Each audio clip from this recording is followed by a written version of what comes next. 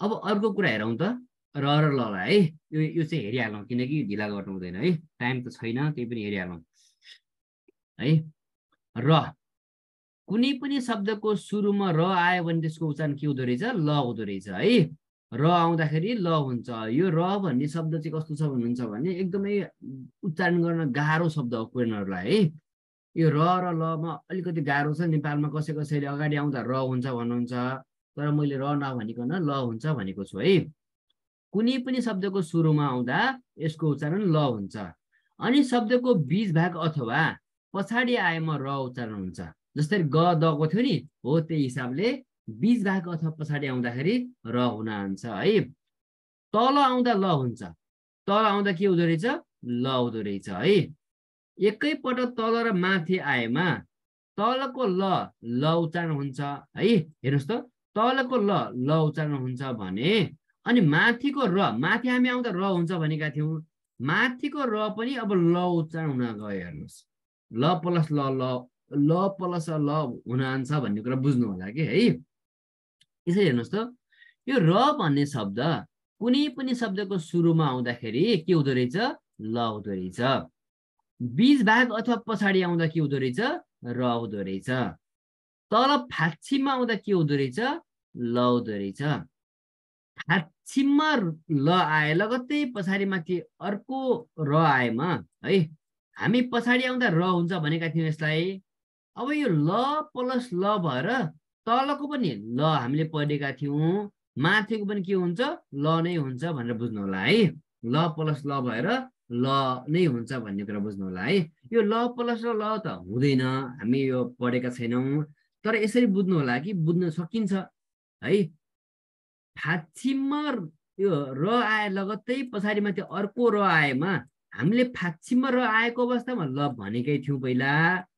फेरि लगत्तै माथि अर्को र आएको अवस्थामा माथिको पनि के हुन गयो ल हुन गयो भनेर बुझ्नु होला है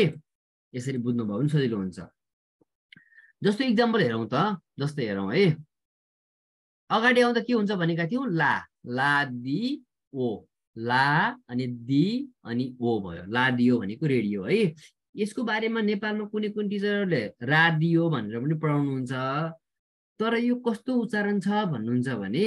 यसको उच्चारण चाहिँ र लको बीचको साउन्ड गर्छ है र लको बीचको साउन्ड गर्छ बीचको उच्चारण गर्छ रादियो रादियो रादियो गर्छ के हामी त्यो सुन्दाखेरि हामी त्यसरी त उच्चारण गर्न सक्दैनौँ त्यसो भए हुनाले र बेसी सुनिन्छ कि ल बेसी सुनिन्छ भनेर हामीले बुझ्नुपर्छ तर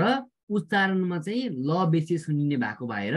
मैले चाहिँ ल भनेरै उच्चारण गर्ने गरेको छु है यो कोहीहरूले चाहिँ यसलाई चाहिँ रादियो अथवा लादियो पनि भन्दैन रादियो रादियो यसरी उच्चारण गरेर आउँछ है उनीहरूलाई पनि उच्चारण गर्न एकदम गाह्रो छ कोहीहरूलाई पनि है त्यसैले हामी चाहिँ लादियो भनेर उच्चारण गरौँ है लादियो भने के रहेछ रेडियो रहेछ शब्दको सुरुमा र आउँदा ल हुन्छ भनेका थियौँ है अनि हेर्नुहोस् त यो रेमन र प्लस रे म प्लस मो फाक्षीमा नआयो है अब रेमोन नभएर के भयो लेमोन लेमोन भनेको कागती है लेमोन भनेको कागती रहेछ भनेर बुझ्नु होला है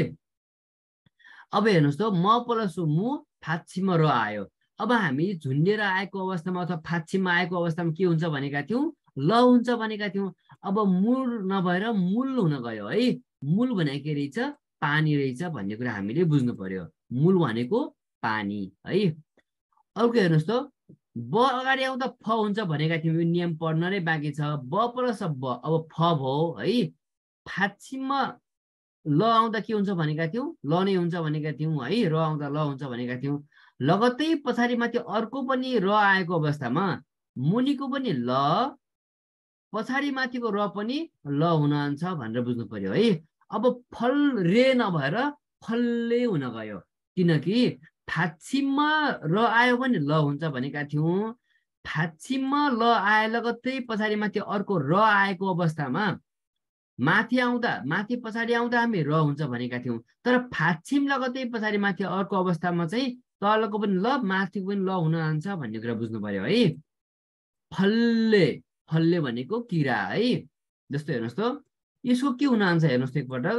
फाछिम आए लगतै पछाडि माथि अ आएको अवस्थामा यो त माथि आउने भयो।